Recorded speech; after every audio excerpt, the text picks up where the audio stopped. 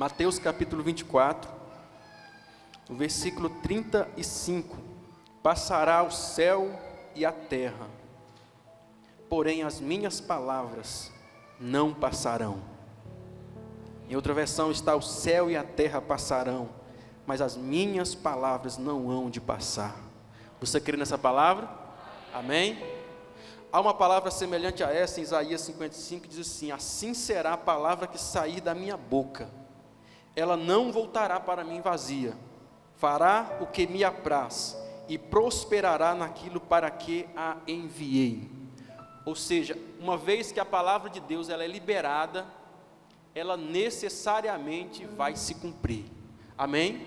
E a melhor coisa, irmão, de servir a Deus é justamente saber como tudo termina, porque não existe nada mais desanimador do que você lutar por algo que você não sabe como é que vai terminar. Você vai de repente investir força, dinheiro e tempo, e de repente no final de tudo não dá em nada. Mas também do contrário, não tem nada que anima mais a sua fé do que você saber que está investindo em algo seguro, em algo que não tem possibilidade de falhar, em algo que já está escrito como vai terminar. E eu quero falar para você: fica tranquilo, não se desespere, porque nós sabemos como tudo termina. Amém? Paulo, ele diz o seguinte: porque eu assim corro, não como coisa incerta, mas assim combato, não como que batendo no ar. Ou seja, tudo que eu faço, eu sei porque eu faço. A vida cristã fala justamente de certeza, de convicção. A Bíblia diz que a definição da fé é essa: a fé é a certeza, a fé é a convicção, é a convicção de fatos que não se veem, a certeza de coisas que se esperam. A fé cristã é a única fé, irmãos, que explica a origem, o propósito e o final das coisas. Eu sei de onde vim, sei porque estou aqui, sei para onde vou. Então, a era cristã, que dela começa justamente com uma visão de futuro, com uma visão da eternidade. Quando João tem a visão do Apocalipse, irmãos, ele pôde ver como tudo termina. João pôde compreender como tudo termina. Ele disse: eu vi um grande trono branco, e o que estava assentado sobre ele era cuja presença fugia a terra e o céu. Eu vi os mortos, grandes e pequenos, em pé diante do trono. Eu vi o novo céu e uma nova terra. Quantos vão estar lá? Eu vi a nova Jerusalém que descia do céu da parte de Deus. Eu vi os céus abertos, e a Bíblia diz: e eis que um cavalo branco, e o que estava assentado sobre ele chamava-se Fiel e Verdadeiro. Sabe, João, ele pôde ver como tudo termina. Irmãos, e justamente a fé fala disso, de você conseguir entrar nesse lugar e Deus comunicar no teu coração como a tua aflição que você está vivendo hoje vai terminar amanhã. Conforme você consegue ver como termina o que você está vivendo hoje, é que você suporta tudo até chegar no amanhã. Então, quando você olha, tem uma visão de futuro, tem uma visão de como tudo termina, você passa a se tornar uma pessoa mais cheia de fé no seu coração. Você passa a tornar-se uma pessoa que não retrocede. Por quê? Porque você não está olhando apenas para aquilo que está acontecendo hoje, mas para como vai terminar tudo isso amanhã. Amém? Deus trouxe você aqui nessa noite para que você entenda que o fim para aquele que serve a Deus já está desenhado, já está escrito, já está assinado com o sangue de Jesus. Não é uma questão de tentar, não, é uma questão de já estar feito. Jesus, quando morreu na cruz, a palavra dele, ao terminar ali o processo de salvação, foi tetelestai, está consumado. Deus disse: eu anuncio o fim desde o princípio, e o meu conselho será firme. Ou seja, o que Deus disse não vai mudar. Então eu quero te dizer uma coisa: se é bom para você ou não, depende do seu ponto de vista, depende de como que você recebe essa palavra, mas o que Deus disse não vai mudar. É você que deve se adequar ao que já foi dito por Deus. É você que deve colocar a sua vida de acordo com aquilo que já foi escrito, porque a palavra não vai mudar, ela vai se cumprir até a última vírgula. Deus, Ele já disse: o meu conselho será firme, não vai mudar. O que eu disse vai se cumprir. A palavra que sair da minha boca não voltará para mim vazia. Se eu mandei e ela vai cumprir aquilo para qual ela foi designada. Não haverá mudança, não haverá, deixa eu pensar melhor aqui, de repente eu acho que eu errei. Não, Deus não vai ter esse tipo de reunião no céu, vamos reunir aqui porque eu acho que eu errei com a humanidade. Não, quem está errado somos nós. Existe uma coisa, querido, que nós valorizamos, e toda pessoa sábia valoriza, que são garantias. Pedro chegou em Jesus e disse: Jesus, eis que nós deixamos tudo e te seguimos, que receberemos? Essas são palavras de alguém que espera garantias. Então Jesus aqui disse para Pedro, vocês se assentarão comigo sobre 12 tronos. Ele disse mais: todo aquele que tiver deixado casa, carros, qualquer coisa, irmãos, família, por amor de mim, vocês receberão 100 vezes tanto ainda nesta vida, e por fim a vida eterna. Então não existe palavra com a garantia maior do que essa: passará o céu e a terra, mas as minhas palavras não hão de passar. Tudo o que eu disse vai se cumprir, tanto a respeito da igreja como um corpo, como a respeito de você, individualmente como igreja. A palavra diz: Deus não é homem para que minta, nem filho do homem para que se arrependa. Diria ele e não faria, ou falaria e não confirmaria. Então, se Deus realmente, tudo que Deus fala se cumpre, se realmente a palavra de Deus não falha, permanecer é tudo que nós precisamos. Permanecer na palavra é tudo que nós precisamos, é esperar em Deus. Agora entenda uma coisa: esperar é uma coisa, esperar em Deus é outra coisa. Muitas vezes a gente está esperando no acaso. Eu estou esperando que algo aconteça, no acaso ou em Deus? Porque em Deus é diferente. Deus disse em Isaías capítulo 49, eu sou o Senhor, e os que confiam em mim jamais serão confundidos. A outra tradução que diz: não serão envergonhados, não serão decepcionados. Jesus mandou uma palavra para Marta, dizendo: Marta, Lázaro não vai morrer, essa enfermidade não é para a morte. De repente, no mesmo dia, a pessoa volta com a notícia e Lázaro pifa, morre. Então a palavra de Deus falhou.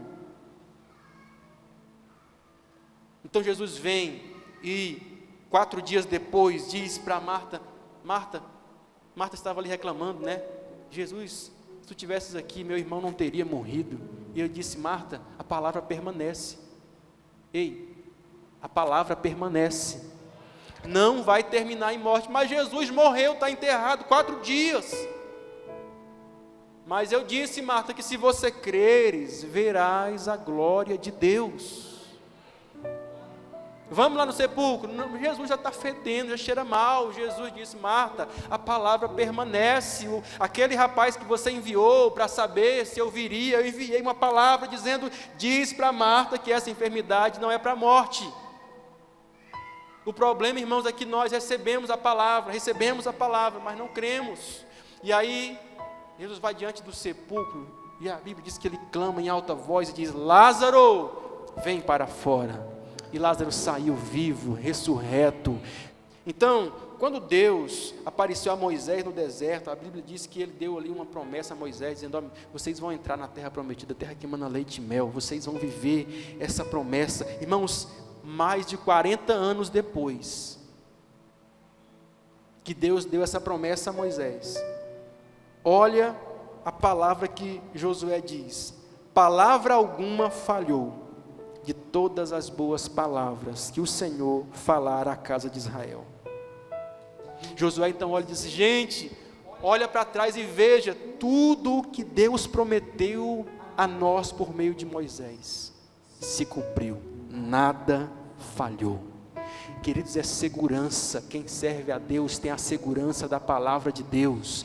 Não é a palavra do homem, é a palavra de Deus que está sobre a sua vida. Não é a palavra de uma pessoa qualquer, é a palavra de Deus que está sobre a sua vida. A questão é: você tem uma palavra sobre a sua vida? A questão é: você sabe identificar quando uma palavra no culto é para você? E quando você identifica, quando você aprende a identificar essa palavra sobre a sua vida, se você tem uma palavra de Deus sobre a sua vida, você tem a garantia de Deus sobre a sua vida. Quem tem uma palavra de Deus, tem também a garantia de Deus. Então, se você tem uma palavra da parte de Deus, você já tem tudo aquilo que você precisa. Porque foi a palavra que trouxe tudo à existência. E disse Deus, haja. E as coisas começaram a acontecer. E disse Deus, Pedro, volta e pesca de novo. Pedro foi e a rede se encheu de peixe. E disse Jesus para aquele centurião, vai porque a tua fé, você crê, né, que uma palavra que eu disser, vai curar o teu criado, então vai, porque assim será. A palavra foi liberada. Sabe, quando nós cremos na palavra que é liberada sobre a nossa vida, isso basta, porque a partir dela que tudo acontece. Vai, entrega a água para o mestre Sala. Quando chegou lá era vinho. Creu na palavra, acreditou na palavra, e tudo começa com a palavra que foi liberada e nasceu no seu coração aquela fé e aquele desejo, e a partir dali aquilo começa a tomar forma na sua vida. Portanto, a Bíblia diz em Hebreus, retenhamos firme a confissão da nossa esperança, porque fiel é aquele que prometeu. Eu quero terminar com um exemplo muito interessante, que eu acho que desenha bem isso que eu estou falando aqui nessa noite de segurança. Porque a vida de José, irmãos, foi justamente uma vida de alguém que recebeu uma visão de como tudo terminava. Em um tempo que ele não vivia nada daquilo ainda. Do nada, aos 17 anos de idade, José tem um sonho. E aí a Bíblia diz que ele viu o sol, a lua e 11 estrelas se prostrando diante dele. Ele viu 11 molhos se prostrando diante do molho dele, e ele entendeu aquilo, ele recebeu o discernimento daquilo. Irmãos, quantas coisas aconteceram na vida de José, sabe, por meio daquele sonho, Deus revelou a ele como tudo terminaria, e José passou por tudo, passou por tantas coisas difíceis na sua vida, mas José confiava em uma coisa: o final que Deus havia mostrado, um dia iria se cumprir na vida dele.